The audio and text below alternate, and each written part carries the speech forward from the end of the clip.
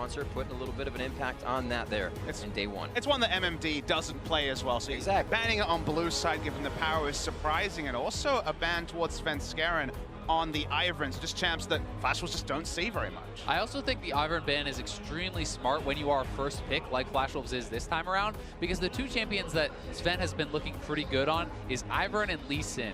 They're happy to take the Lee Sin for Karsa as that first pick, so it puts TSM in a situation where they either now have to ban it or just deal with that trade. Something like Lee Sin also will be super high priority for both these junglers, even though we've been seeing it fall through drafts. Karma also another one sticking his nose out. It's surprising to see a Jace ban on blue side here, given that the Jace priority was in a little bit of top lane Jace, no mid lane Jace, so a bit of a fishy one in my opinion. Yeah, I mean, Bjergsen certainly is someone who can play mid lane Jace, and this may be something that they've encountered in scrims because he is pretty proficient on the champion, but definitely not an NA special, and we may simply get a trade of Lee Sin and Graves here. Let me say though, this is the second time we're seeing Lulu Karma bans from TSM, and it's worrying that TSM found out on the Rift they can't play these protect the Wild Turtle comps, and now it feels like they have to auto-ban one of the dominant strategies against basically every team, even though Betty is right down there when it comes to people you traditionally think will be set up to carry. Yeah, and I mean, Betty especially is someone who only really plays supportive AD carries in general, so this is not the guy that you would hope you have to be so worried about this against. Well, taking it off the board so they don't have to see any of it. We do see a rumble for the side of MMD. Hauntzer hovers his old Camille picks we haven't seen quite some time here. Yeah, and I mean, were this a patch or two ago before the most recent Camille nerfs, I would be saying he's locking Camille here for sure. But that said, he hasn't brought it out and may not have the confidence to do so after the most recent nerfs. So the question becomes, what does Hauntzer have in his pool that can match up well against the Rumble with Kennen gone, with Camille nerf? Yeah, that big nerf is the nerf to the W sustain off minis. You wanted to kind of max W in a lot of matchups just to have counter push, and this is one you can run, and it is one that Hauntzer has shown that he can play, but he's certainly not a Kled god if they elect into it. However, the Fizz is one that we've perhaps looked over. So we're talking about hovers, all of them good against the Rumble, and he settles on the Fizz. And we have to remember, Fizz also can go mid lane. It has been played in mid lane. Hey, look at those summoners though, so come on. It's very likely, I'll give you that, but we do have to keep in mind that it's possibly a flex here. Jensen liked to play it in mid lane. Some people did play it mid lane in NA, and I think it can still be a pretty powerful pick if they see a good pivot. And the funny thing is, you know, you look at the summoners, he's changing them up now. It's also a blocker pick for Syndra, because we've already seen from Faker, and historically, there's a strong matchup into Syndra, who is this pretty staple blind pick mid lane, which is so important on blue side. So it is serving double duty, and that's a smart draft from TSM. You have to say, if you are TSM, and if you are a TSM fan, you are very happy with the draft so far. You have Svenskeren on what is probably his best champion. You have Hauntzer, who could be having a very advantageous matchup in the top lane, and I think that it's a lot of comfort picks, but it's also things that make sense within the context of the draft so far. And already show a bit of playmaking for TSM there. They won't be struck. If they're behind, you can get a fish in there and possibly make a play. Always looking to stay ahead, though. Might be tough now that we're looking at a Tahm Kench, a Graves, and a Rumble for the side of Flash Wolves. And it's kind of amazing that we might see a blind Tahm Kench into an answering Braum for the second time today. When it was from SKT, that was very much showing that it was going to be the Twitch. It was going to be a hyper carry. So the read, when it comes to double support bans, maybe actually it will be Betty that's relied on here, because the only reason you opt into Tahm Kench this early is when you see double supportive bot laners banned, and you think, okay, Twitch, Cogmore, maybe we're going to get ready to go hyper carry in the bot lane. Yeah, it's certainly possible. I do think that Tahm Kench also offers the utility of denying assassin picks. You know, if it is an AP Fizz mid, it can block that out pretty well. I think you can do that as well, but I don't really love the Braum pick into the Tahm Kench. I do think that you can go an AP route and you can bully those lanes and get an advantage there, especially if they are trying to draft a Twitch. If you draft the Braum into this Tahm Kench Twitch lane, you allow the Twitch safety and farming that he wouldn't otherwise have if you have something like a Nami and a Caitlyn, which is much more of a bully lane. So it's fun that the Fizz has done the W. Now it's actually Flash Wolves banning Syndra away, because Syndra is still that very safe blind pick champion on the side of TSM in the first pick on the second round of the draft. So doing a lot of do that, and of course us have that powerful matchup into the Rumble. The Zed is certainly a respect band to Maple, one that he was famous for at previous international tournaments. Surefire initiation taken away from Betty on his support playing AD carries. There's the Ashe out. Now what I'm expecting here from TSM, Betty is known for playing the 3 supportive AD carries. You ban out Ashe, now you first pick the Varus in the second rotation. Then you're saying, well, your only comfort pick is now Jhin, which we're not worried about at all. Ezreal as well. He can play Ezreal, but he has far fewer games on things like Ezreal and Caitlyn and these sorts of champions. So I do think the pick ban shows a lot of preparation here from TSM and has been pretty good so far. We'll wait to see if they go with the last step. The other thing to like also is that Ezreal and Tahm Kench as a duo don't really have a lot of synergy. You normally take Ezreal because you can go for a riskier support because you have so much safety on the Ezreal, and the two of them don't push very fast either against the Varus Braum. Even Varus would do the heavy lifting there, so you're right. Based on reputation at least, they've got a really good spot in terms of approach to the draft.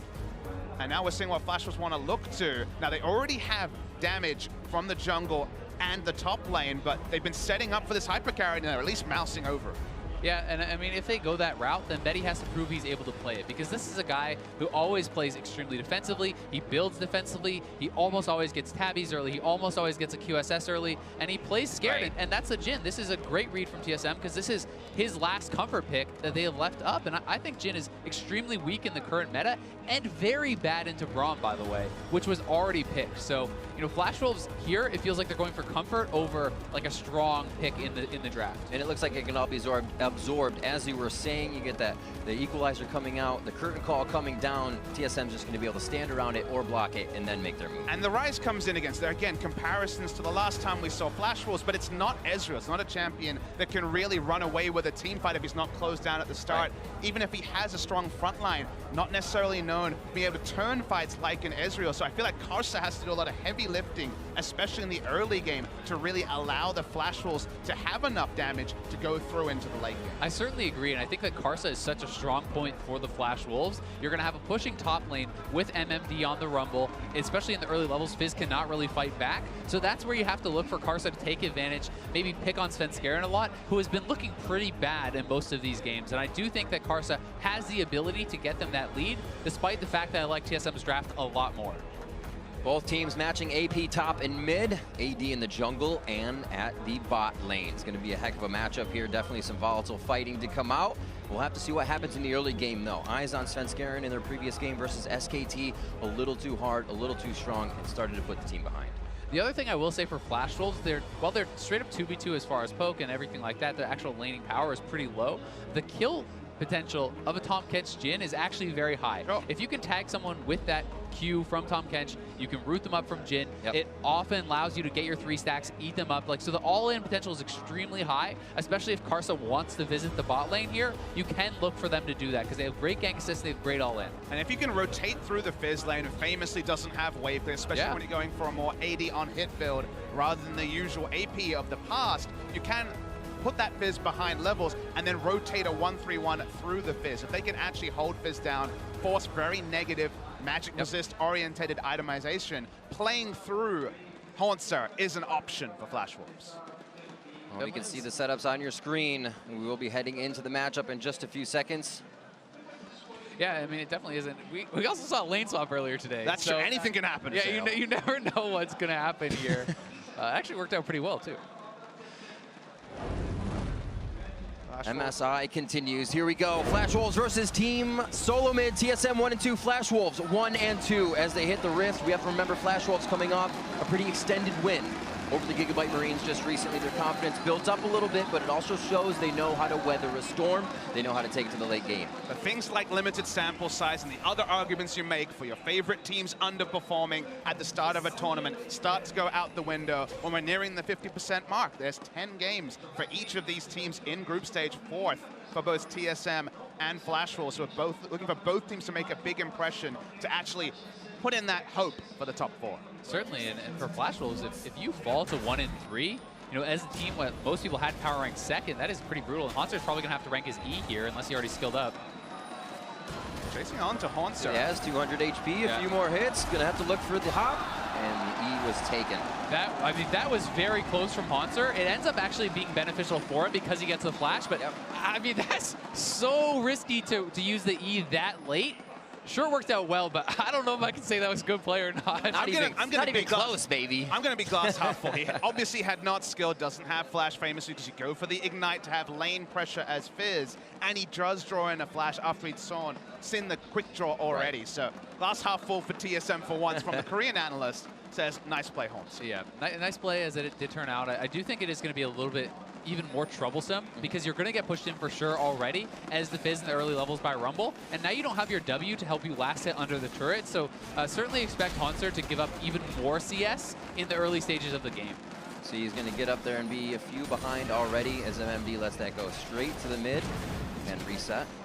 I should say start, as it hasn't even started yet. Yeah, jungle path of Akash is actually a little bit unknown here, just because they don't have full control over any quadrant of the jungle. So where he paths from red buff, it'll probably just be predictably to his blue. But because they spent so much time chasing down Haunter, there was no double ward in the top side. The single ward around the entrance to Raptors goes down. So usually when we see those sort of invades, it's for an information rather than necessarily focusing on the kill. But it got so close, the information could never be drawn out. There's that early level 2 by MMD. He's holding it out, and we'll see how much trouble Haunter actually has under this turret as he tries to farm up. Yeah, exactly. That's the big question. How much of the CS can he actually pick up there, as it does get pretty tough? A few love taps in the bottom lane as Betty and Sword Art. As we said, they're not going to have too much pressure from this lane, are just able to keep putting the auto attacks on, threading them in between the CS. Not much of a lead there as all lanes are quite even. Starting things off, just Karsa's flash down.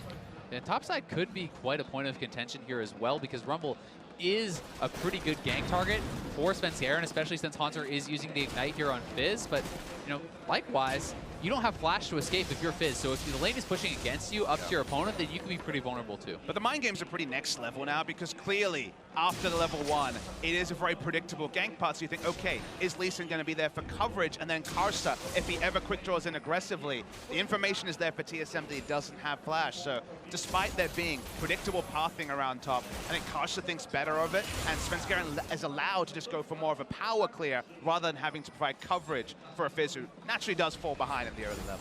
And they have spotted this Graves actually over here. Sven now spotted out as well. Not sure if he wants to take this fight since he is down a level. Both double buffed up. He chooses not to and make sure he has clear vision with the Scryer's Bloom. But this also saves Bjergsen for a time.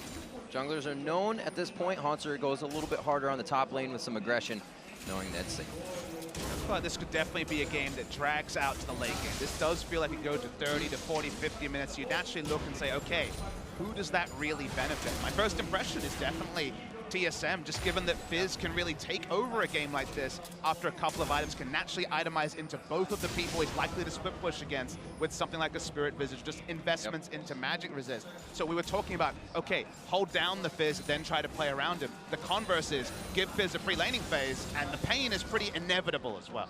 Definitely is, and even if you want to go for more of an aggressive split pushy build, you can go for things like Wit's End, which also work extremely well, I think, on both of those matchups. I'm waiting for the Trinity Force Pork. That's my favorite build.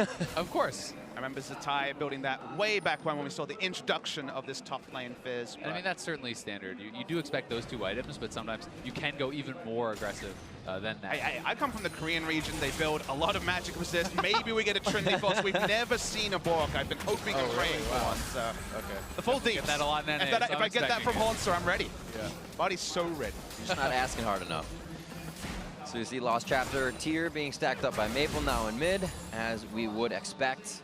And once again, Betty and Sword Art at the turret of Wild Turtle and Biofrost. 42 to 38. As CS starts to separate a little bit, but it'll just be cleaned up here between the aggression and the lanes. Deja vu between Svenskeren and Karsa in the same spot as they start to hover this top side to control top and that mid lane.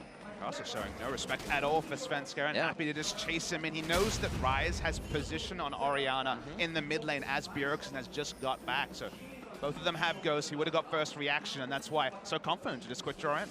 And anytime Karsa is able to track Sven like that, it gives MMD the ability to push up very safely, knows there's no threat really coming in from that jungle. So as Graves, you want to essentially just be power farming here. You want to be tracking the Lee Sin. There's not as much of a requirement for him to get something done as far as ganking in the early. I mean, his kill pressure is so low, even though you can talk about the instant cast snare from Ryze, a Season 3 analysis point. If I've ever had one, it really doesn't work in the early game with that low CC duration. So the power farming, and as you say, the tracking, being more of a battle ward than necessarily a ganker, is what Karsa wants to be doing. And I'm surprised he got away with that, knowing how early that flash was blown. It's easy to say 5 minutes there. He didn't have it for 40 seconds, and they still gave him a little respect. Haunter is 6 now, so if Rumble steps up to the wave, look for the fish, and they're going to go for the all-in. Gummed in. There's the 6 from MMD as well. He gets the flash forward. Damage down to half HP. They could be able to finish it. Smoke screen comes out, and they drop MMD. It's not enough mitigation from Karsa, and it looks like he will not pick up anything on the outside. That was really well done from TSM. Sven moves up right as Haunter is going to hit level 6, and they know because MMD had the earlier base, they have the XP advantage and will hit that ultimate at a perfect timing. They get the flash, they get the kill, and the first blood on the guy who's going to be their wing condition late game. Exactly, it's perfect stuff for TSM. We're going to see the replay. Even though Karsa had coverage earlier, no wards are down to actually track Lee Sin. It was smart pathing for Svenskeren to just go for a pure lane gank. He doesn't need the level 6. MMD's only going to push the wave back. And even though Karsa flashes in, with level 6, perhaps he can turn it around, but hadn't achieved that yet. He just got that flashback. Using it off cooldown, getting value That's out of the how it flash. is, yeah. Have to. No investment banking on the flash from Karsa. Recurve, Vampiric Scepter for Turtle. Serrated and some long swords for Betty, so they're kind of matching damage. As things calm down after the top side, Karsa's back to get red. And it looks like we got a little help from Sword Art here. They don't head towards mid though. I mean, everything is pretty stable across the map, but top lane is going to be very scary for MMD. You're going to see him playing with much more respect now. He can't just blindly push up, because if you shove in Haunter and his fish comes up, he will all-in you and chase you down in this lane. So you have to be pretty careful now as MMD. I mean, MMD's been in the spot a few times already this weekend when it comes to being behind. Also isn't going for any defensive itemization, again, like I'm used to, where it's usually Spectre's Cal before the start of the Trinity Force. Right. So gank might work as well. Flash actually forced out of Betty. Tom Kench was roaming for awards, so let's say good trade there. Just the ultimate from the Varus, traded for the flash. Yeah, it's going to be very defensive lane. And now a control wall that looks very aggressive from Haunts in the top lane brush. It just doesn't feel like MMD will ever have the breathing room to be able to roam down and clear it. And that's the one word you feel you don't want to place, because you never have pressure on it, but Haunter's going to be able to camp right on top of it.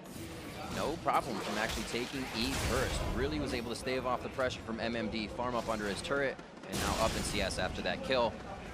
Looks like they're going to keep going. He's safe to stay in the lane. Just to give some credit here to Betty, I do not think that Jin is a very strong laner, and being up a couple CS, it was definitely something can't scoff at. But that said, he will really struggle, I think, against the Braum in the later stages. I mean, Betty's kind of the benefactor of the fact that with the smart pathing around bottom, there's been 2 control wards very often around bot, so a lot of the coverage has been bot side, whereas, as you can see on the screen, TSM's coverage is Lee top. is here. Difficult gank to be put into, but Karsa hits it, end of the line, just misses. Haunter's gonna be forced to die, takes the Q past the minion, collateral damage misses, MMD very low, 200 HP, tries to deny vision in the brush, but Karsa wards it. Now it's a 1v1, Svenskeren's out, and so is Karsa. 1-for-1, that flash, if he had it, could have been a potential double kill. So they're going 1-for-1 when all their coverage has been around bot side, when all the pressure has been top side for TSM, it's actually really good for Flash. Yeah, it definitely is. And Haunter just took so much damage at the start of this fight. The overheated Flame Splitter really chunking him down. But a lot of credit to him surviving so long here, allowing him to get that extra bit of damage out and make it a 1-for-1 and not just a complete tragedy. It does make me return to itemization. A lot of base values are there for the Fizz. I don't feel like working towards a phage is really needed compared to, say, for example, building into a Spectre's Cow, because you will inevitably take overheated Flame Spitter damage. The trades go much more one-sided if you can shrug off the damage largely from the Rumble. Yeah, it's definitely a more risky build, and you know, Spectre's Cowl much more, I think, consistent there. But that said, when you hit an early training force, it can be scary. Oh. Flash down, that just means Devour for Sword Art onto Betty, and he is safe after another Chain of Corruption, but now you can see that Chain of Corruption on cooldown is going off in bottom. I mean, you want to jump out and shout when you see a Chain of Corruption register. That's an ability that does miss very often, but unless it's on Tom Kent, and Tom Kent is the priority, predictably, it's not a hype moment. We didn't start shouting, Riv, you managed to keep it together. We're doing all right. 10 minutes in. Stay insane. Again, we could be going super late here, guys. No, it's so true. Seeing the Orianna as well, if Haunter kind of gets leveled out, say, he's not going to be doing as much just assassin pressure. It'll be the Orianna shockwaves later with the Chum the Waters. But MMD has been taking a lot of pressure top lane. If they can't stave that off, TSM could have themselves a pretty fast game. So actually the rush for Wild Total, looking to sidestep some skill shots.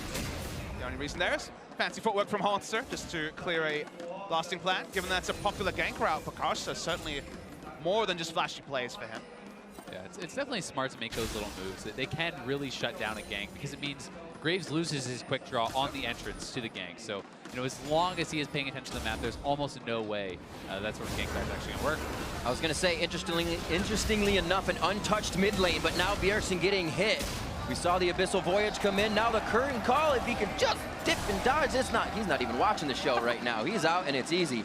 Flash and Ghost, though, to make that happen, so it could be a repeat. Both for the mid laners, just going back to mid. You know, still 4 summoners blown there actually by Flash Wolves because it's Sword Art Flash, double summoners there from Maple, the ultimate from Jhin. They really wanted to move mid lane here, get the kill, and then pressure the turret. They're trying to take down the wave clear of Bjergsen. And that's the further loss is, okay, summoner spells, but Varus got free time in the bot lane. Wild Turtle picked up unanswered CS when he was losing CS. And okay, it's still a few CS behind. But when you invest so heavily and have to kind of walk of shame all the way back to bot lane after picking up nothing, then, you know, Flash Wolves lose out on just a couple of 100 gold and also pressure that was clear on the map before they made that grand rotation. Well, looks like TSM won a little bit more, maybe first turret in the game. Dragon could be dangerous with MMD equalizer. Here. We'll have to see. Been something Sven has really struggled with, getting caught out on invades. Looks like he is actually going to make it out. The burn doesn't take. Oh no! This is time and time again. Sven Skaren doing aggressive invades. The lanes are not in a position to help him if he needs it. And not only does he miss the smite, he doesn't even use it, which would have meant he got the health back and probably survives that. So didn't even get the smite off on the red, dies for it, and blows his summoner. It's pretty tragic. Great plays by Flash Wolves to pinch down on these. They're saying, yeah, we're taking hits, but that doesn't mean we can't punch back. And the Sven Skaren, again, as you said, in the jungle is one way they get back. And just to harp on the Sven Skaren, you know, watching the NALCS from afar, of course, you guys both casting it, it feels like very often we see misreads from Sven Skaren around when and where TSM have pressure. Sure, back at Worlds last year, a lot of great invades, a lot of congestion on the Raptors. But okay, flashy kill by Karsa, but it's a symptom of a larger problem for TSM in that Sven Skaren and his lanes are not passing information, are not pressuring equally, because this happens too often. Once in a while, sure, but basically every game, unacceptable.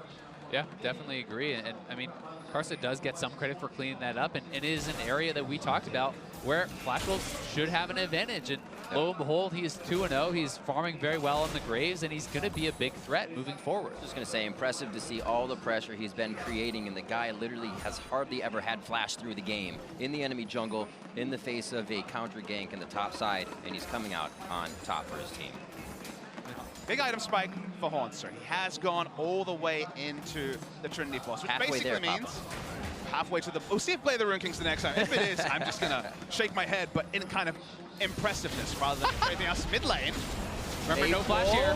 Looks like you're going to easily lock down here. Karsa wants to try and play, and Sven Skaren may say, let's do this. Throws the Q back out, Sonic Wave, Monster no is roaming down. They may look to try to chase this, but no, it does decide to go back up. Lost vision on MMD. Got a little scary for a second, but as we're chatting it up, these guys are going at the fights immediately.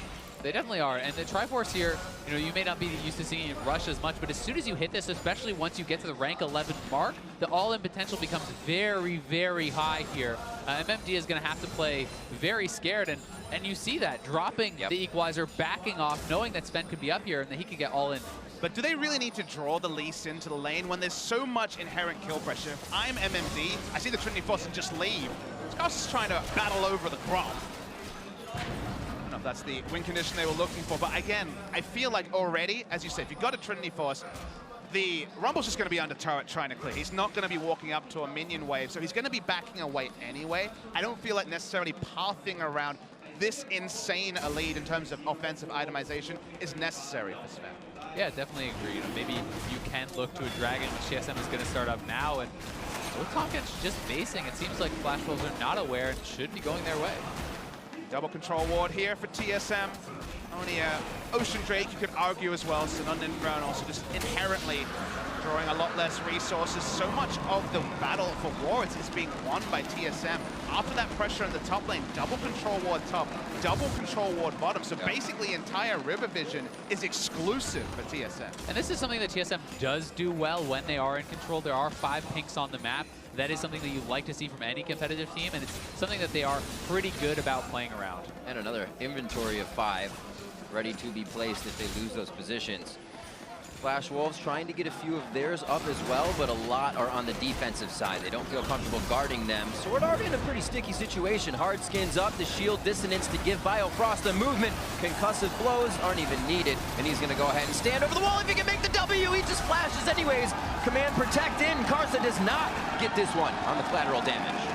Yeah, Sword Art trying to battle back on the vision, but a fight on top side. Oh, MMD doing about 200 HP to Haunter, but he zeroes out the Rumble in the top lane. And TSM win on both sides. The lure of killing the control wards forces the overset from Sword Art, and predictably MMD is taking out proxied between turrets in the top lane. So massive win for TSM, and you come back to the control wards. What it means is that TSM, with the scaling comp as we identified, is in comfort in multiple lanes, yes. And that's why they continue to inch forward exactly as they dropped. Yeah, and I mean, if you hit the fish here, beautifully played from Haunter, Q's forward to get the extra range to land that fish, and then there's no way out for MMD, has no flash, and that ignite on the Fizz gives you so much extra pressure. And this time Svenskaren's there, again, unnecessarily, but he gets to see the sick play right up close, so at least he got the front rotate. This is for the high five. Sis, great job. Only about 1,000 gold in the lead with all this action, but I feel like the pressure is going to start coming tenfold in turrets for TSM on the next one.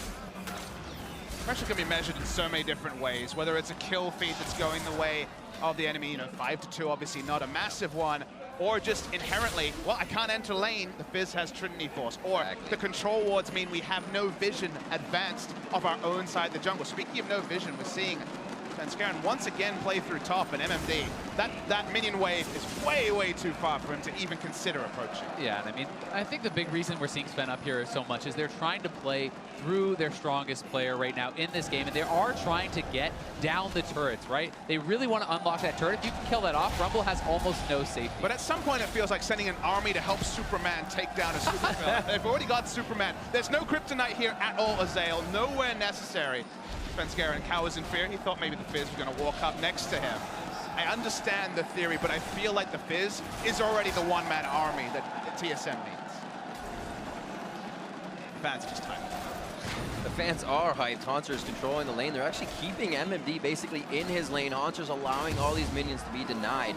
Should be able to take it here and start to spread the pressure. Are they going to lose first blood because they haven't taken it? And that's, again, what I'm talking about is that they didn't need the Lee Sin pathing around this lane. He could have been trying to relieve pressure. They could have been trying to make something proactive, and losing first break or first turret blood when you have advantages everywhere is the part where, okay, TSM, things have been clean till now. That's the VOD review circle mark right there. Part, it's going to have a big headache about 19 minutes in.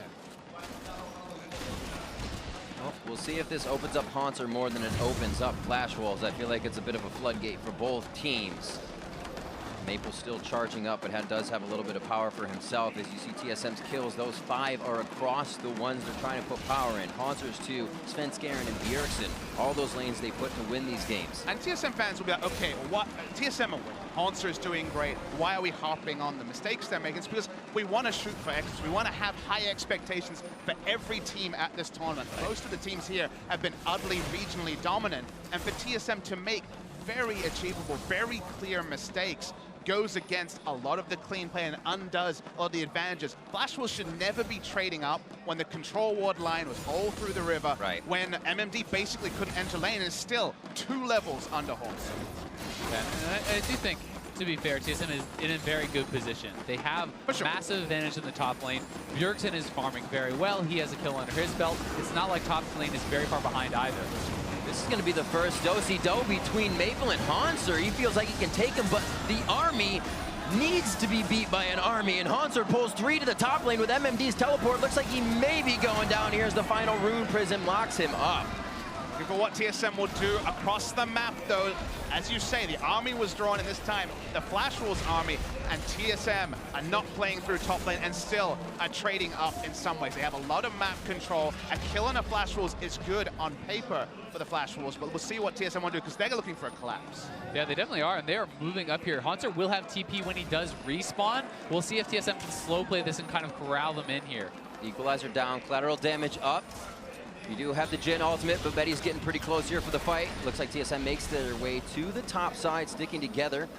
Flash Wolves gain a bit of position. This may be a little bit of time they can use to get some more forward wards in and stop the TSM snowball. I mean, if TSM can move here to defend, they do have a ward. It's pretty far away, but there are some wards Hanser could look to TP to if they want to fight here. Now it looks like they're not going to. They could have looked for aggression, as you say, a teleport flank, Bifrost flash ulting. Both of these possibilities, they don't lose the turrets. They look for, again, the perfect play, the measured play, and that's why, for now, defensive with Hanser again. It's about half his health bar for free. Be careful how confident they feel while they're alone in the jungle. Flash Wolves is moving as a squad right now. We do have that Cloud Drake alive. It's safe. And while these aren't like the big Tekken Dragons, it's not an Infernal. You talked about it earlier, Papa Smithy, how this game definitely has the potential to go very late. And I think that anytime you're looking at a game that can go very late, you have to take into consideration the Elder Dragon. So many people bot lane, and Hanser make the great escape. They have a push down mid, but the minions really aren't past river here. Hanser's gonna die quite quickly, allowing Flash Wolves to recuperate and find themselves a reposition. And TSM just don't have the waves in the correct position to actually get anything off this. They can't really threaten Baron in time. Mid lane was not fully pushed up. They're going to try to move top and have Flash Wolves make the recalls and see if they can get up there in time. But looks like Equalizer is available, so Rumble's probably just going to drop it. There it is, straight down the middle of the wave. Nicely done. You can get a shield on Svenskeren to help him get out from Bjergsen. But they're going to try and take this turret as much as possible. Who gets the turret? It's going to be Sven. And they're actually just going to safeguard their way out. Not really traded here on the bot side. Betty was choosing to back or go, and it looked like he couldn't make a decision, so he will just back. Flash Wolves, though, are looking towards the mid lane turret, so they're still making those trades. You think overall, sure, it's an inner turret for an outer turret, but another kill, and I criticize personally TSM playing too much through Hanser. Now they're just letting Hanser exert his pressure, but they're not making plays around the map at the same time. So it feels like lose-lose for TSM, despite the fact that Hanser is hilariously ahead in terms of laning items against the Rumble. Yeah, he definitely still is, but last time we checked in, he was 2 levels up, and he has not gotten really any experience or farm since then, so the gap is certainly closing. Those are awkward words to say in an international broadcast. We're not talking about Korea here, Bob. That's true, we're not. We skillfully avoid that topic. Yeah. Maybe a later game today. What is the vision? What does Flash Wolves look for here, knowing that Hanser's going to be splitting and knowing that he's going to be creating that side lane pressure? Yeah, right now it's pretty neutral, you have to say, all in all. Maybe gets a bit of free damage onto Hanser's. Not better, has no coverage at all really on his side apart from some spot vision. So we'll back away. But you don't really see a plan from TSM. You don't really see them setting up for anything right now. Just a bit of slow pushing from Bjergsen in the top lane. Their vision supremacy over the river wards is now gone. It's in fact Flash Wolves who are inching forward with their own vision for basically the first time this game around the 25-minute mark. And again, too, on that bot side, we just saw the damage from Maple actually pushing Hanser out of lane. So, as I said, Hanser might be a problem. He is kind of taken care of for the time being. TSM now gathers back in mid to protect what is left of that second-tier turret. The way this TSM comp should work is provide coverage for Hanser and have Hanser do all the heavy lifting, draw the sort of members we saw before, but actually make plays around the map. So right now, don't really have coverage for Hanser. Don't really necessarily have the sweepers actually used to get vision around Baron. So that's why it just feels like a stalemate. Now they're just trading CS with Flash Wolves, which 10 minutes ago would be unthinkable given how strong their fizz was. Yeah, I think for now TSM really is just looking to get Hanser to that stronger point, get some more items under his belt so he can be dominant in the side lanes. Because while he still certainly can match up very well against MMD, it's not going to be as easy against Maple, right? He needs to get to a bit of a stronger point here, I think. And I'll be interested to see where he's going to go next with his items. The Merc Tread certainly will help him out a lot against Maple. For now, at least, keeping away from the Blade of the Ruin King I was promised. Shame on both of you. Got my helps up. Building a bit more tanky. I feel like he can still tussle pretty decently with Ryze, if not with the kill pressure that he's obviously looking for.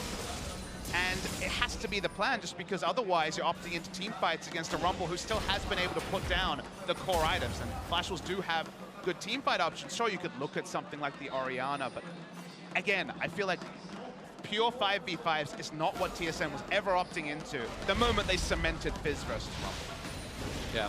It's certainly true, but there is always the playmaking ability, with champions like the Lee Sin, a relatively low mobility AD carry on the Jhin. So, TSM definitely has options. I don't think that they are trumped in team fighting by any means, and I think that they do still have side lane options. And this game going slow does not necessarily mean that it is disadvantage to them. That said, Karsa is extremely strong, and his damage output is going to be massive in the team fight. So I think Flash Wolves is going to be looking for picks, looking for engages, with the Tahm Kench ultimate, the Jhin ultimate. And if they can get kills, they'll probably try to force Baron.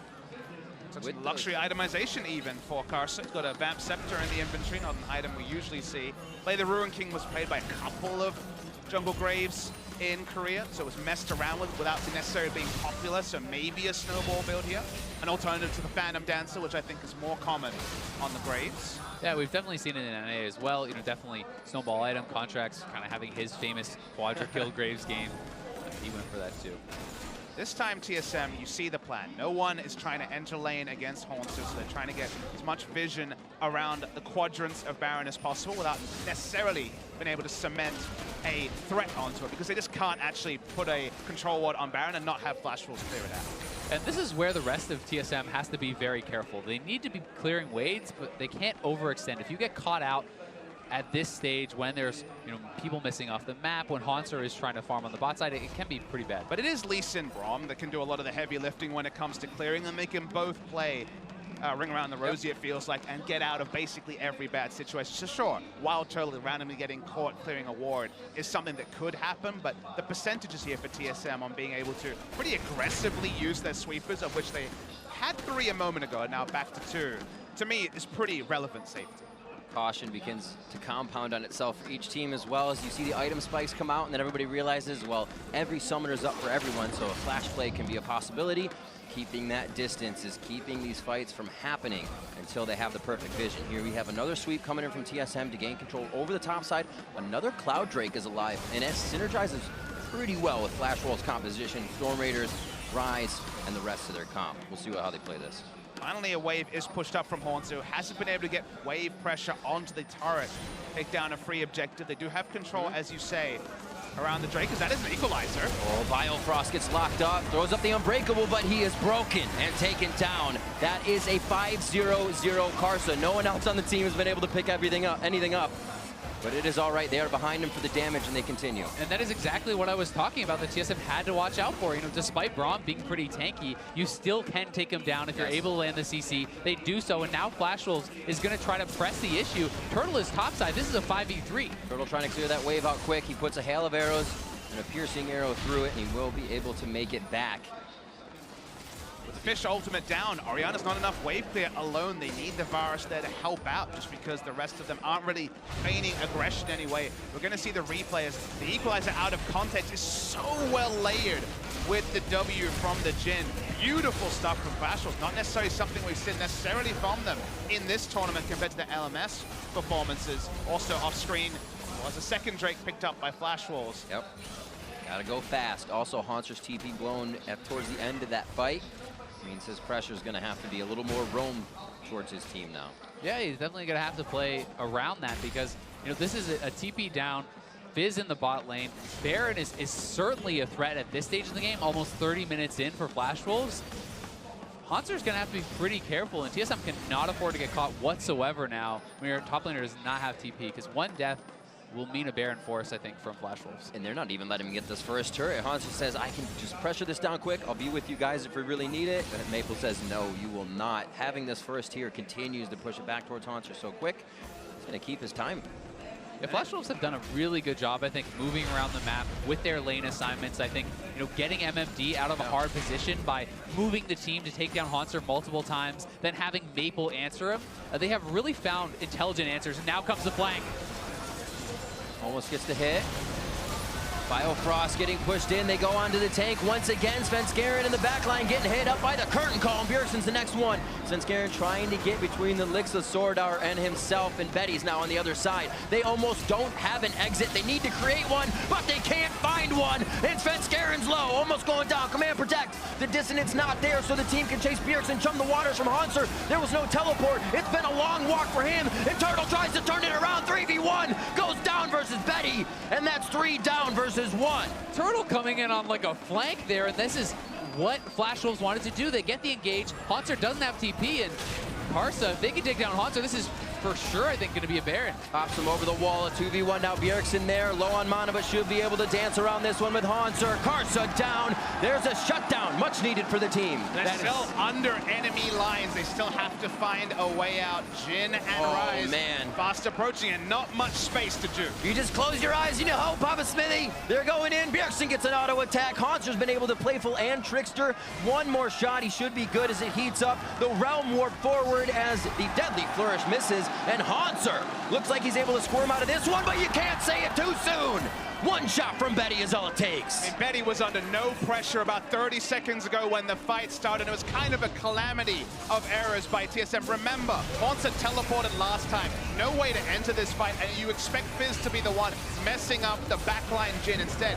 Free shooting gallery for Flash Walls. Hanser just continues. He thinks he's just going to take a turret, but there's no way for TSM to exit when they've juked this way, and it feels like Flash Walls get everything, the ice cream cake, the cherry on top. It's all given to Flash Walls. I mean, TSM just postured way too aggressively without having TP on their top laner, and I do think that, you know, Bjergsen and Hanser make the best of a bad situation by surviving and delaying, but now it's Flash Walls on the Baron with those res timers. Right back into it. This is the control you look for a team. If Sven comes in, do they stop and kill, or do they continue? 2,500 held on Baron. Curtain call, stopping Biofrost and Turtle towards the backside. A piercing arrow and Sven to be over the wall. Chain of corruption to lock down the team. It's going to be hit by Karsa, and now Sven's in the middle. Sven goes down, and Turtle and Biofrost can't do much. And those were the sort of Barons that Flash Walls was not going for yesterday, so credit to them. It looked like a 50-50, but in the end, they thought through it really well. Once they saw the Chains of Corruption come through from Turtle, then they burned it down. Svenskeren far too late to come in. And it's not something we talk about a lot in League of Legends, but split spawns, when you have very long spawn timers on both Hanser and Bjergsen, that was the window to go for Baron. So even though there was 3v5, the Baron was easy to tank up, and Flash Walls pulled the trigger for once, and that actually opens up the first sizable lead of the game. Yeah, and I think Flash Walls has just been playing such a good game. Like using the Rumble ultimate in combination with the Jin and the Tahm Kench ultimate coming in, they're just finding picks on TSM time and time again, and they're able to force these fights in ways that TSM doesn't seem to be ready for. But they've had such a long leash, Azale. That's my surprise, that after the early game, you wouldn't think they could just think about their Rumble ults, group Fizz 5, and never have to respect Fizz. But it felt like Hanser was in a lane alone with nothing happening for the majority of the 20 to 30 minute phase, and then Flash Walls could finally layer ultimates like we saw between Betty and MMD and make things happen under no punishment around the map. It wasn't to the extent that we saw against Gigabyte Marines, but Flash Wolves can weather the storm. They continue to take hits here, possibly again the team starts to close in on Svenskeren and Hanser. Zanya's in, Svenskeren wants the kickback. Glacial Fisher comes out. Sword Art now back with a shockwave. A lot of ultimates used here. And Maple now coming in. Turtle's in his face, and Turtle's going to be taking damage. Flash over the walls now. Biofrost is that target. Hit down goes Biofrost. Svenskeren now in the eyes of Karsa. It's going to be Maple picking up the kill, though. Bjergsen's trying to hide in the brush. Deny the vision, but a triple kill from Betty as he gets the damage in. And they still have the Baron buff. They're going to push down mid here. This should be an inhibitor at least. We'll see if Wild Turtle can get out, but it looks like he's going to be dead too, and these res timers are so long. It was a really nice flank from Maple. This is a bit comedic over here. Yeah, just walking around. Let's just call it delaying tactics there when it comes to respawns, but I think the respawn's going to be too big. As you say, 34 minutes in. Still, 29 seconds on any real wave clear. TSM, Bjergsen's still dead, so they're going to look for the end. Biofrost and Svenskeren, they can do a lot of hopping around if they need to, try to confuse Karsa and Betty, but I don't think they have any confusion on what the target is here. Biofrost throws up the Unbreakable. Baron minions coming in as they take down the first Nexus turret, 35 minutes in, and Biofrost gets melted. 7-1 and 7 Karsa as they look to the Nexus. The team's on it. This is going to be it. 17-9. Flash Wolves take down Team Solomid. Team Solomid had a massive advantage in the early to mid game. The Fizz should have been peerless. Trinity Force finished before you could really blink and enter this game. But subsequent to that, they really took their foot off the accelerator. First, they put too many resources around the Fizz when he already had an inherent advantage. Ignite Fizz with Trinity Force. And then when the Fizz started to get hunted down by multiple members of Flash Wars, they were never trading up. They were going even at best and often trading down. And when you have an advantage in the early to mid game and trade down, you got bigger problems than anything else. Yeah, I definitely agree. I just think Karsa Karsa and the rest of the Flash Wolves deserve so much credit for how they did play in the mid game, in the late game. I think they looked like the far superior team. They're always able to find the fights. You know, Betty on the Jhin, whether it's meta or not, he looked very effective. 606 on him and 717 on Karsa. These guys were huge for the team, and I think Flash Wolves played very well with the hand that they were dealt, and TSM was not able to get the most out of the advantages that they earned in the early game. And we thought about the draft and we said, okay, to make this work, it needs to be Karsa. He was the one we singled out for praise. No longer Maple Karsa. Maple, a great mid laner. Karsa in career best form. And this was the game we were kind of waiting for through the first three. Some good games, but not dominant games. He was never actually all over the enemy jungler, even if his KDA was often impressive.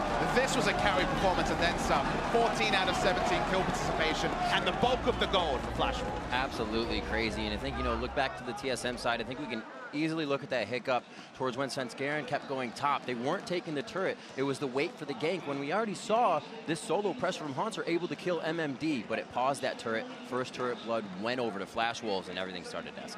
Yeah, I mean, I think Sven really just wanted to snowball that even harder. He was hoping they were going to get first turret gold, solo onto Haunter. That was their game plan. All the eggs in the Fizz basket. And, they weren't able to get enough out of it. And Flash Wolves, I think, just responded better to the situation. Absolutely. So let's send it over to our analysts to see what they make of that Flash Wolves win.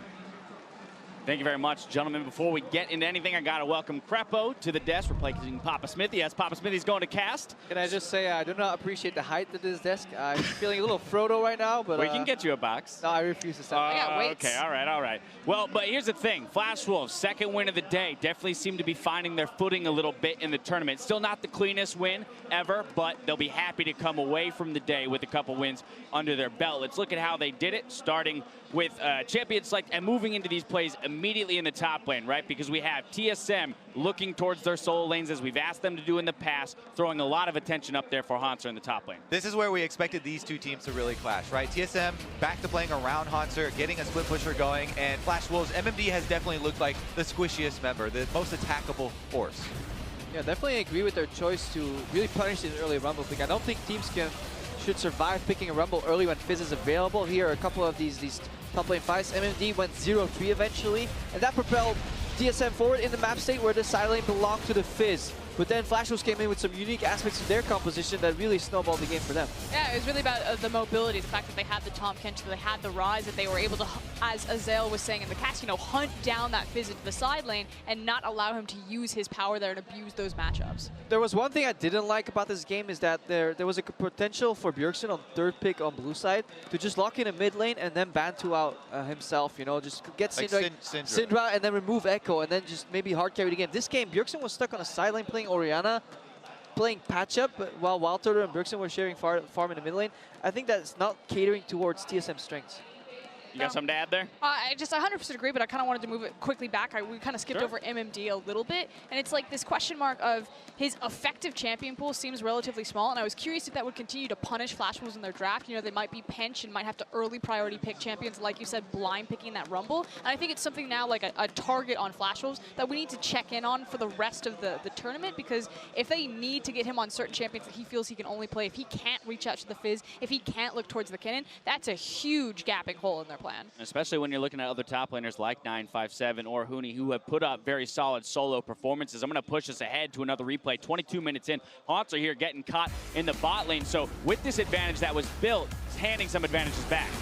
Yeah, I mean, this is a one play as well where they just knew that the Flash Wolves were taking this Drake. And Haunter, even though he has this one ward over on the other side of that Tribe Rush, against this composition that has so much mobility with Tahm Kench, with Rise, you have to be more respectful when pushing out these side lanes. And they collapsed. Exactly, and this is also where TSM fails as a team, right? When Haunter is playing forward, they need to try and get something ready on the other side of the map. They weren't in time to get a Baron, maybe contested, because you can bait double ulti there and have Haunter by time if you get the cross map. But TSM, again, as a team, we're falling short. All right, and then our final replay is going to be that big one near the red buff. This is kind of a game breaker if it hadn't happened already. Yeah, and this is just such a chaotic fight. Again, it's the mobility that helps helps Flash Wolves get into position to start this off. They get them into a choke point, and it's just getting attacked and ripped apart from every single angle here. And what it highlights very well is that if you're stuck on a side lane where Haunter is being matched by the Rise is bringing Ghost to the party. So what TSM is looking for essentially is a 4v5 where Haunter TPs in early. Yet what ended up happening every single time is when this Ryze went to the other side of the map, TSM's 4-man squad was not waiting for Haunter to push in that bottom lane. Instead, they went deep into the enemy jungle and they got punished for it. Yeah, and you could tell they were a bit out of sorts there in the mid-game. They made that call to go back out into the open, into the Baron area after Haunter's teleport was down. So they didn't even have that option to ever even up the numbers in a 5-on-5. And, you know, really good use of that Tahm Kench and the mobility by Flash Wolves to catch him. And what's super cool is that this is finally the Flash Wolves being decisive in a mid-game. You know, we've constantly seen these games where they seem indecisive, they kind of stall things out, it turns into a hiatus, but they use their composition so well to kind of band-aid that effect. Yeah, I love this style from Flash Wolves where you use these repositioning ultimates like the Ryze or the Tahm Kench combined with their normal vision control. I think that's really well for them.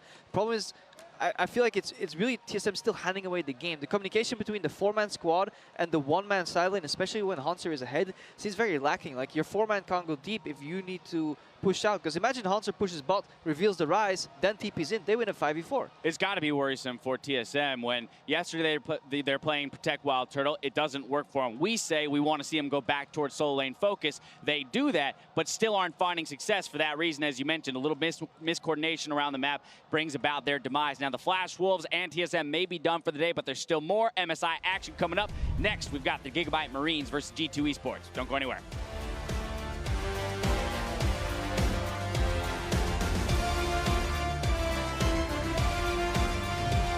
There's the 6 from MMD as well. He gets the flash forward. Damage down to half HP. They could be able to finish it. Smoke screen comes out and they drop MMD. It's not enough mitigation from Karsa. Haunter's going to be forced to die. He takes the Q past the minion. Collateral damage misses. MMD very low. 200 HP. Tries to deny vision in the brush, but Karsa wards it. Now it's a 1v1. So the team can chase Bjergsen and chum the waters from Haunter. There was no teleport. It's been a long walk for him. And Turtle tries to turn it around. 3v1. Goes down versus Betty. Svenskaren's now in the eyes of Karsa. It's going to be Maple picking up the kill, though. Bjergsen's trying to hide in the brush. Deny the vision, but a triple kill from Betty is going to be it. 17-9. Flash Wolves